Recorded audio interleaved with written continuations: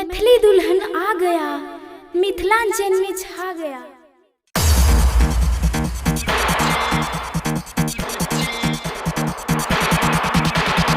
DJ सत्यम मदना बाजार।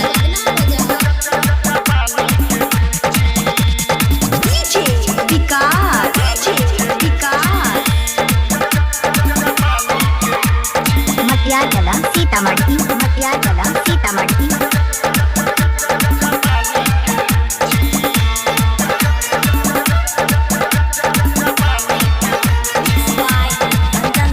हे गेल भर आ बात मेले हमर, हाँ हे गेल भर आ बात मेले हमर। गोई तोहर देखे के त मन करे ही देखा दी है जवानी के लुच्ची। गोई संगे रहतो छोरा दोस्त हमर बेकी चुसाती है जवानी के लुच्ची। हाँ हे गेल भर आ बात मेले हमर, हाँ हे गेल भर आ बात मेले हमर। गोई तोहर देखे के त मन करे ही देखा दी है जवानी के लुच्ची। गे संगे रहतो छोरा दोस्त हमर बेटी चुसाती है जवानी के लुच्ची। हाँ हे गेल भर आ बात मेले हमर, हाँ हे गेल भर आ बात मेले हमर।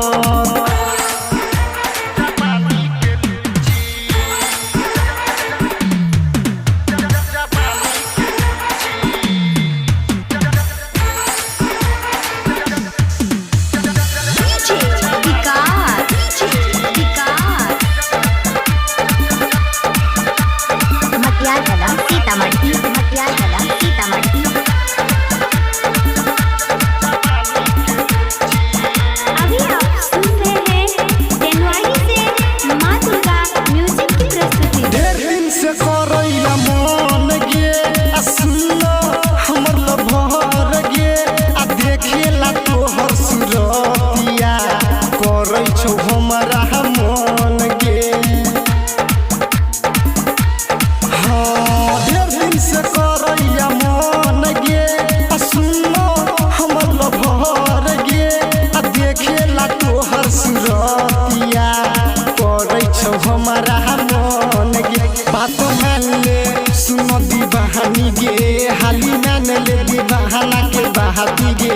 संगे ये तो छोरा दोस्त हमर बेटी चुसाती है जवानी के लुच्ची। गोई तोहर देखे के त मन करे ही देखा दी है जवानी के लुच्ची। हाँ हे गेल भर आ बात मेले हमर, हाँ हे गेल भर आ बात मेले हमर।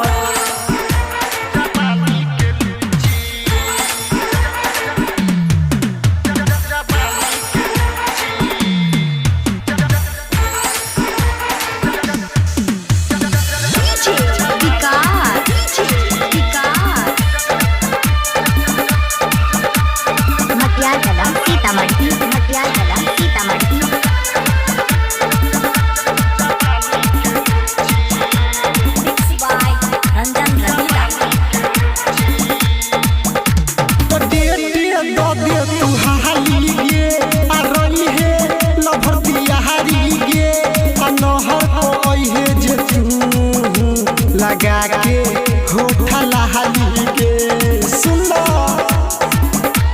हाँ दे दो दे तू हाली गे अरली है लभरतिया हारी गे नहर कोई है जे तू लगा के होठा लहाली गे। रात दीपक नबी नया हादब गे निओनी रहत उठार गे।